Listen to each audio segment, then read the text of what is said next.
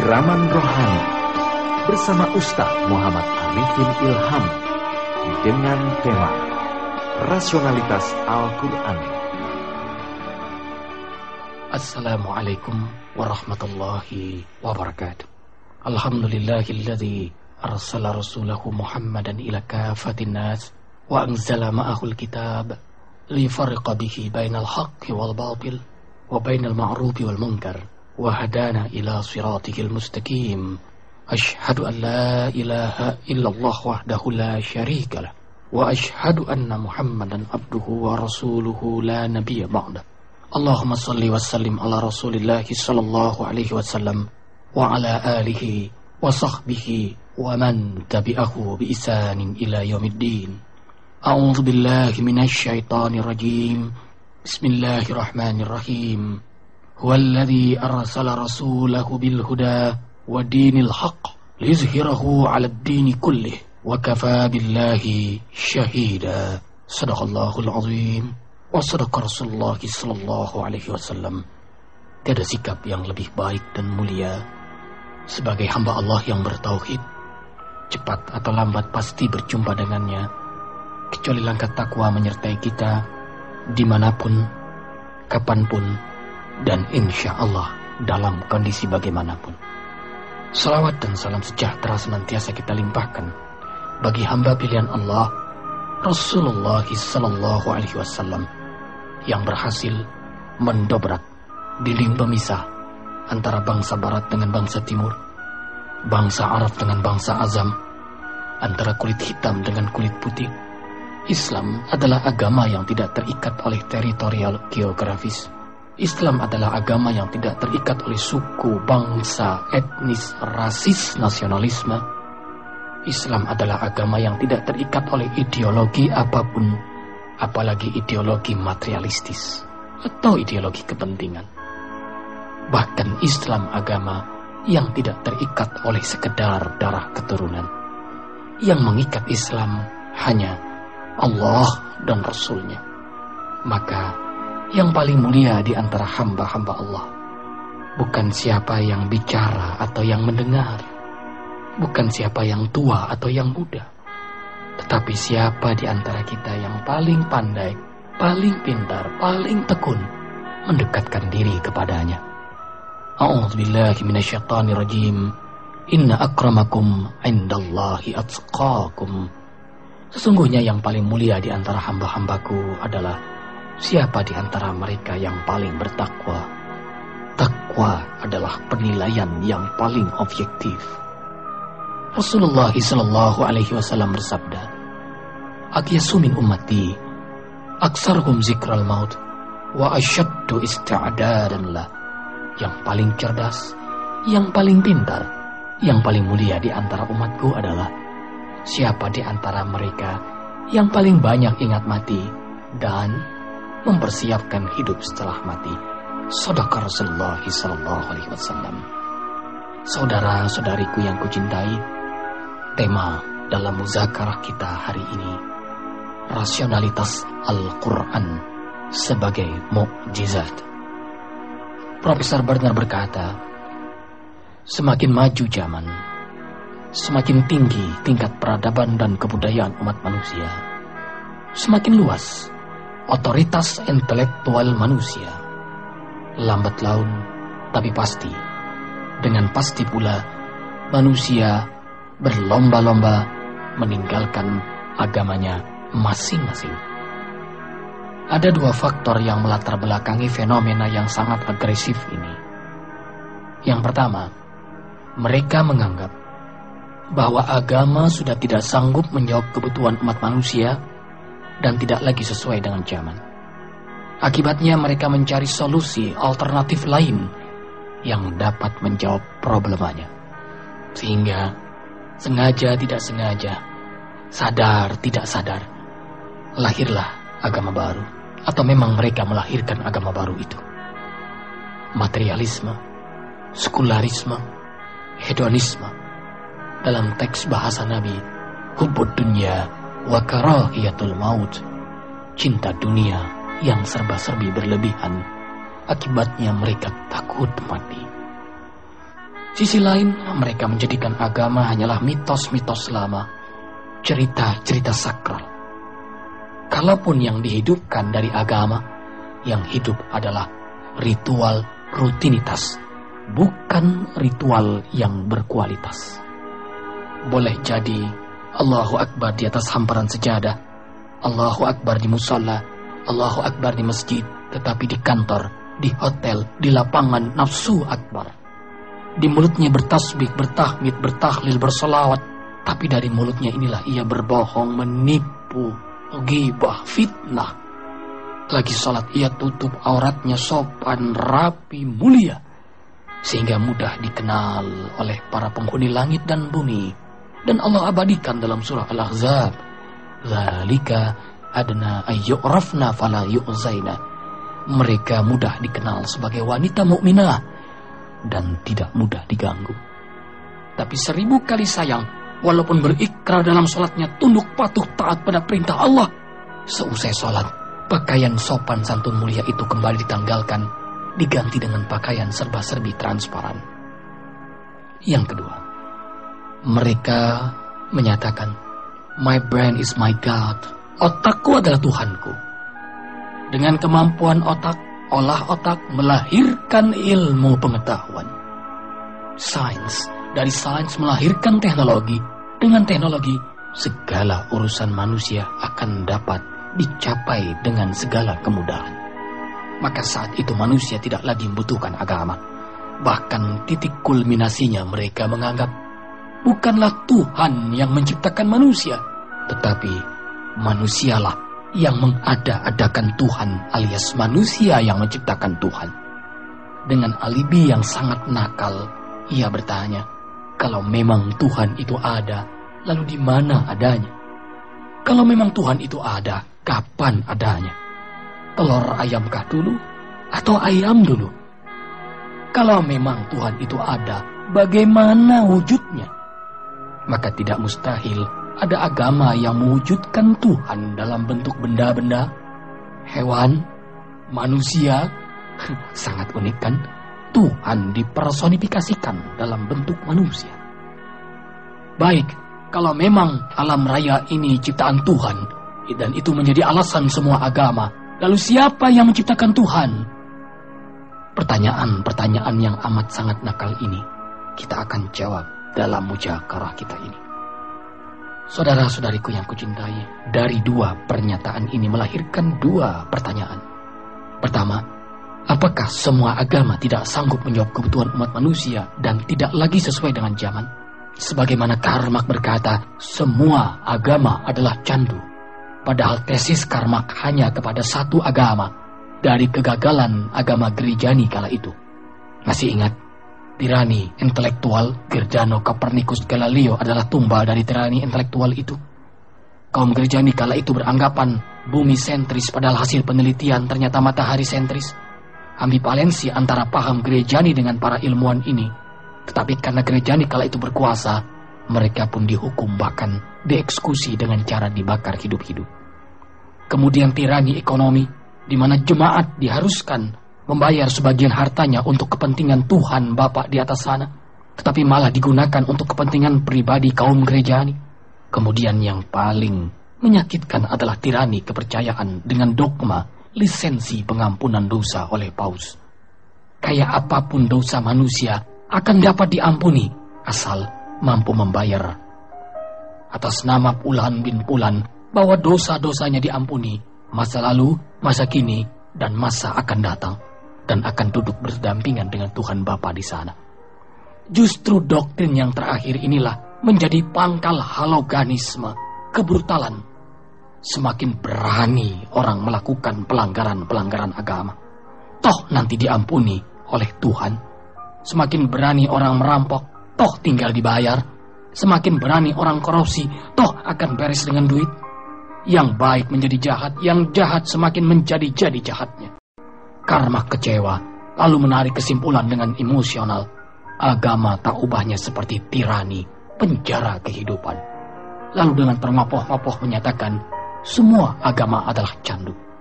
Baik, kalau Karl Marx mengatakan semua agama adalah candu, berarti Karl Marx berkata, semua berkaki 4 adalah kerbau. Padahal tidak hanya kerbau yang berkaki 4. Anjing, kucing pun berkaki 4. Berarti pasti ada satu kebenaran mutlak di antara kebenaran nisbi. Yang mana? Justru ini yang akan kita bahas dalam muzakarah ini. Pertanyaan yang kedua, manusia yang bagaimana yang pantas beragama? Apakah manusia kalau sudah cerdas tidak lagi membutuhkan agama? Dalam artian lain, agama hanya milik orang-orang bodoh, orang-orang terbelakang. Lalu kesan agama adalah kesan keterbelakangan, kesan kampungan. Saudara-saudariku yang kucintai, untuk menjawab pertanyaan-pertanyaan ini diperlukan pengkajian secara objektif, bukan subjektif. Rasional, bukan emosional. Bahasan otak, bukan hati. Mengapa? Jika pengkajiannya berdasarkan subjektif, emosional, atau hati, maka hasilnya adalah nisbi, relatif, dan semu, alias kebenaran yang terbatas. Semua agama benar menurut kepercayaan dan keyakinan masing-masing adalah benar, tidak salah, karena menurut kepercayaannya masing-masing hasilnya relatif. Tetapi kalau dikaji secara rasional objektif, tidak mungkin semua agama benar. Pasti ada kebenaran mutlak di antara kebenaran nisbi. Pasti ada kebenaran objektif umum di antara kebenaran subjektif yang terbatas. Baik, kita mulai pengkajian objektivitas ini dengan mencari jawaban syarat-syarat Tuhan. Jika Tuhannya benar, maka agamanya benar. Pertama, teori relativitas. Einstein terbatas oleh 4 dimensi. Ruang, waktu, daya, dan guna. Selama terbatas oleh 4 dimensi ini, maka selama itu disebut alam raya. Berarti syarat Tuhan yang pertama mutlak tidak terbatas. Dan relativitas inilah menjawab pertanyaan-pertanyaan nakal tadi. Di mana, kapan, bagaimana, siapa yang menciptakan Tuhan? Kalau ada yang bertanya di mana, berarti terbatas oleh dimensi tempat, dan itu bagian dari alam. Tuhan tidak terbatas oleh dimensi tempat. Kapan? Itu terbatas dimensi waktu. Bagaimana? Terbatas dimensi wujud dan guna. Lalu siapa yang menciptakan Tuhan? Teori ini mengajarkan jawabannya adalah Tuhan. Yang menciptakan Tuhan, Tuhan. Yang menciptakan Tuhan, Tuhan. Yang menciptakan Tuhan, Tuhan. Yang menciptakan Tuhan, Tuhan. Asal jawabannya Tuhan, pasti berhenti pada kata Tuhan atau dihentikan oleh Tuhan. Berarti teori relativitas menyatakan Tuhan mutlak, tidak terbatas. Hanya alamlah yang terbatas. Yang kedua, teori non-otomatis. Bahwa di muka bumi ini tidak ada yang otomatis atau terjadi dengan sendirinya. Bim salabim, abrakadabra, likes magic show, David Copperfield. Di balik wayang pasti ada dalang. Di balik film pasti ada sutradara. Di balik permainan pasti ada pemain. Di balik ciptaan pasti ada pencipta. Maka mungkinkah rotasi evolusi alam yang menakjubkan para kosmolog sehingga melahirkan ilmu pasti, ruang angkasa kosmologi, itu terjadi dengan sendirinya? Maka teori non-otomatis ini menjelaskan bahwa adanya pencipta alam raya ini. Berarti Tuhan sebagai pencipta. Maka dengan mudah teori otomatis ini menggugurkan teori ateis yang menyatakan Tuhan itu tidak ada. Sebenarnya ia sudah bertuhan akalnya. Tak kala ia menyatakan Tuhan tidak ada, itulah yang menjadi Tuhannya. Ketiga, teori demos atau paling tertinggi, paling tinggi, tertinggi, kuasa, paling kuasa, terkuasa, mulia, paling mulia, termulia. Hanya satu, the one only. Satu dalam artian Tuhan. Tuhan itu hanya satu, tidak dua, tidak tiga, apalagi multi Tuhan. Kemudian satu dalam artian kebenaran. Yang benar itu hanya satu, semuanya salah. Pasti ada satu kebenaran objektif di antara kebenaran subjektif. Pasti ada emas di antara timah, tembaga, dan besi. Pasti ada mutiara di sela-sela lumpur. Pasti ada Tuhan di antara hantu-hantu. Pasti ada agama di antara gama-gama. Kemudian yang keempat, teori supernatural power adanya kekuatan dahsyat di balik natur, kekuatan metafisik yang luar biasa. Contoh yang sederhana adalah ruh yang ada pada tubuh kita. Dan ruh adalah bion yang hidup. Justru jasad ini adalah bion yang mati. Mayit bermata, bertelinga, berkaki, tapi tidak dapat berbuat apa-apa karena ruhnya sudah tidak ada. Berarti ruh adalah bion yang hidup. Dan sampai detik ini tidak seorang profesor pun, apalagi yang awam, berhasil mendeteksi bentuk dan warna ruh. Saudara-saudariku yang kucintai, dari 4 teori ini, silahkan cari kitab yang dianggap suci oleh umatnya. Jika kitab itu mengandung 4 teori ini, maka kitab suci itu benar-benar suci. Baik, mungkin kita akan kehabisan waktu untuk mencari kitab-kitab suci. Jangankan kitab suci yang lain, kitab suci sendiri saja jarang kita sentuh. Kalau tidak percaya, ya silakan saja datang ke rumah setiap orang Islam, ketok pintunya, ucapkan salam, kemudian mintalah Al-Quran yang berada di rumah orang Islam itu, pegang, setelah diberikan, ucapkan terima kasih, angkat telunjuk tangan tuan-tuan. Hampir dapat dipastikan telunjuk tangan tuan-tuan akan berdebu. Why? Karena mereka jarang menyentuh Al-Quran, apalagi membacanya. Wow, apalagi mengamalkannya. Bukankah amalan itu lahir dari paham? Bukankah amalan itu lahir dari penghayatan? Penghayatan itu lahir dari paham. Paham itu lahir dari membaca. Dan membaca itu lahir dari menyentuhnya. Saudara-saudariku yang kucintai, Profesor Lerd, seorang ahli suhu kritis bangsa Rusia, beliau mencari kebenaran melalui 12 agama. Beliau masuk agama satu, pindah ke agama yang lain, dan akhirnya beliau berhenti pada agama yang ke-12. Agama yang ke-12 adalah agama Islam. Mungkin tuan-tuan bertanya mengapa beliau memilih Islam sebagai agama yang ke-12. Karena beliau paling benci dengan Islam. Justru karena kebencian yang luar biasa itulah membuat beliau jatuh cinta dengan Islam. Karena itu ada Kiu mengatakan, janganlah kau benci sesuatu dengan amat sangat benci. Suatu saat kau akan mencintainya. Atau sebaliknya, janganlah engkau mencintai sesuatu dengan amat sangat cinta. Suatu saat kau akan membencinya. Baik, kita buktikan bahwa 4 teori tadi terjawab dalam Al-Quranul Karim. Yang pertama, teori relativitas, bahwa Tuhan itu mutlak, alam raya ini terbatas. Allah jawab dalam surah yang pendek, padat, tapi mengandung bobot tauhid yang luar biasa. Surah Al-Ikhlas, alias surah Qulhu. Mungkin diberi nama Al-Ikhlas karena kita paling ikhlas membacanya.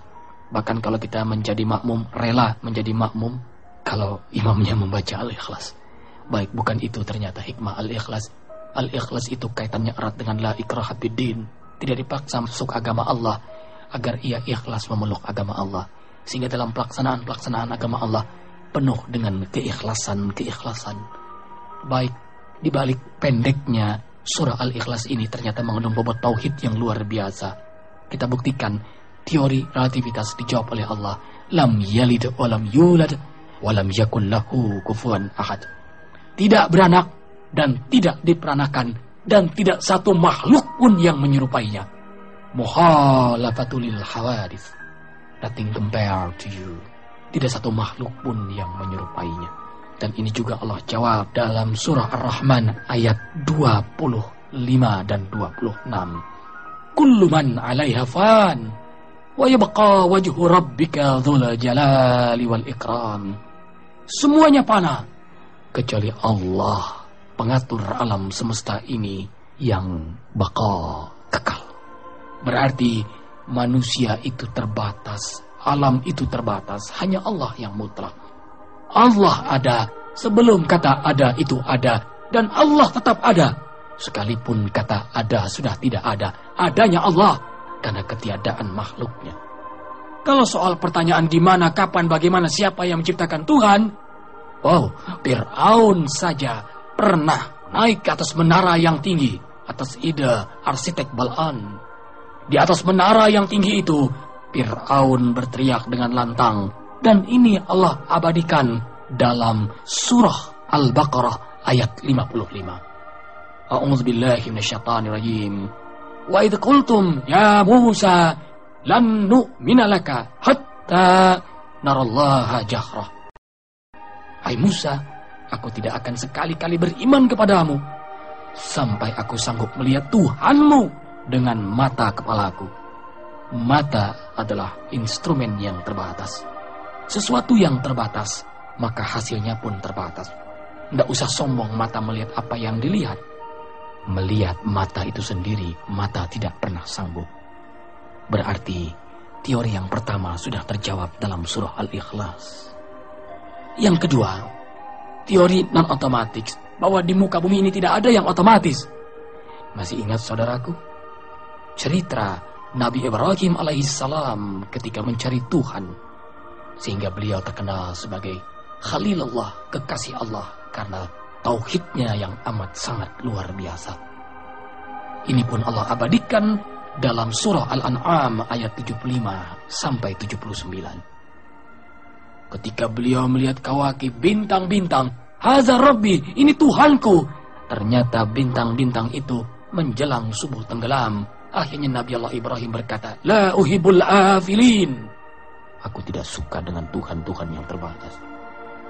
Kemudian melihat Al-Qamar, bulan, haza Rabbi, ini Tuhanku. Ternyata bulan pun menjelang subuh tenggelam. La uhibul afilin. Aku tidak suka dengan Tuhan yang terbatas ini. Kemudian melihat Asy-Syams, matahari, haza akbar, ini lebih besar. Ternyata yang dianggap lebih besar pun menjelang maghrib tenggelam. Akhirnya Nabi Allah Ibrahim berkata, la illam yahdini Rabbi la akunanna minal qamidallin. Ya Rabb, seandainya engkau tidak memberi petunjuk kami, niscaya kami akan jadi kaum yang sesat. Dalin, bertuhan waktu, tempat, daya dan guna, bertuhan-tuhan terbatas, materialisme, sekularisme, hedonisme. Beri petunjuk kami ya Rabb. Allah menjawab, inni wajjahtu wajhiya lilladzi fataras samawati wal ard. Nabi Allah Ibrahim, wajahkan wajahmu kepada aku. Akulah pencipta langit dan bumi. Ini wajahtu terkenal sebagai doa iftitah dalam salat sebelum Al-Fatihah, prolog sebelum berdialog. Al-liqa qabla al-liqa, kata Imam Ghazali. Berjumpa sebelum berjumpa. Berjumpa Allah saat salat. Dan insya Allah akan berjumpa setelah kita wafat. Al-khasi'ina alladzina yazunnuna annahum mulaku rabbihim wa annahum ilaihi raji'un. Sadaqallahul azim. Orang-orang khusyuk itu adalah dalam salatnya seakan-akan ia berjumpa dengan Allah, sebagaimana ia akan wafat nanti berjumpa dengan Allah. Yang ketiga, teori demos, bahwa Tuhan itu hanya satu. Ini Allah jawab lagi-lagi dalam surah Al-Ikhlas, agar mengakui Tuhan yang satu itu benar-benar ikhlas. Qul huwallahu ahad. Katakanlah bahwa Allah itu ahad. Dan tentu makna ahad berbeda dengan satu. Mengapa? Sebab satu itu berbilang, berjumlah, berkali, berbagi. 2 bagi 2, 1. 2 kurang 1, 1. 1 kali 1, 1. Sementara Allah tidak berbilang, tidak berjumlah, tidak berkali. Ahad. Ahad adalah esa, tunggal. Ahad. Allah ahad. Kemudian satu dalam artian kebenaran. Yang benar hanya satu, semuanya salah. Ini pun Allah jawab dalam surah Al-Fatah ayat 28. A'udzubillahi minasyaitonirrajim. Huwallazi arsala rasulahu bil huda wa dinil haqq liyuzhirahu 'alad dini kullih wa kafaa billahi syahida. Dialah yang mengutus Rasulullah sallallahu alaihi wasallam dengan hidayah dan agama yang benar, agar dimenangkannya, ditampakkannya kebenarannya terhadap semua agama, dan cukuplah Allah sebagai saksi. Inilah yang dikatakan oleh Profesor Lerd, if you think strongly enough, you will be forced by a sign to believe in God. Bila engkau berpikir sungguh-sungguh, niscaya ilmumu akan memaksa dirimu untuk mencari Tuhan. Iqra, baca. Iqra, teliti. Iqra, observasi. Iqra, amati. Bismi rabbikal ladzi khalaq. kau akan menemukan Rabb yang menciptakanmu. Man arafa nafsah arafa rabbah. Siapa yang tahu dirinya, maka ia akan tahu Tuhannya. Kemudian yang terakhir, teori supernatural power, kaitannya dengan ruh. Allahu Akbar. Allah menjawabnya dengan indah dalam surah Al-Isra ayat 85. Yas'alunaka 'anir ruh, qulir ruh min amri rabbi. Wa ma utitum minal ilmi illa qalila. Sadaqallahul azim. Hai manusia, aku beri kau ilmu qalila. Sedikit. Sangat amat sedikit. Imam Ali ditanya, apakah yang dimaksud dengan qalila? Imam Ali menjawab dengan analogi. Telunjuk tanganmu celupkan ke lautan, angkat. Setetes yang jatuh itulah ilmumu. Lautan adalah ilmu Al-Quranul Karim. Lana bidal bakru qabla antan pada kalimat Rabb walau ji'na bimislihi madada. Ditambah lagi lautan semisal, tambah lagi lautan semisal. Berkali-kali lautan pun, kemudian pohon dijadikan pensil, tidak akan bisa menulis, menjabarkan ilmu-ilmu Allah. Lautan gambaran luas dan dalam. Berarti secerdas-cerdasnya manusia, qalila ilmunya amat sangat sedikit. Tentu tidak ada tingkat banding dengan tetesan, dengan air laut itu yang amat sangat luas dan dalam. Kalaupun membandingkan, hanya perbandingan yang bodoh dan naif. Qalil, artinya ini litataib, ditahin, melemahkan. Betapa lemahnya ilmu manusia, betapa sedikitnya ilmu manusia. Karena itulah Allah menyatakan, hai manusia, kau bertanya soal ruh. Ruh itu urusanku. Min amri rabbi. Kau tidak akan pernah tahu bentuk dan warna ruh, sebagaimana kau tidak pernah tahu kapan, di mana, bagaimana engkau mati. Yang pasti, kau pasti mati. Allahu Akbar. Subhanallah. Ternyata 4 teori ini dijawab oleh Al-Quranul Karim. Berarti Al-Quran adalah ajaran keyakinan yang sangat objektif, dapat diterima oleh akal yang sehat. Karena terbukti melalui pengkajian teori objektivitas. Berarti mereka yang melaksanakan Al-Quran adalah mereka yang cerdas dan pintar. Mereka yang bangun di tengah malam adalah orang yang cerdas. Mereka yang berinfak karena mengamalkan Al-Quran adalah orang yang cerdas. Mereka yang melaksanakan ibadah haji saat ia mampu adalah orang yang cerdas. Berarti semakin maju zaman, semakin terjawab bukti-bukti kebenaran Al-Quran. Al-Quran tidak pernah ketinggalan zaman. Bahkan Al-Quran menjaga zaman.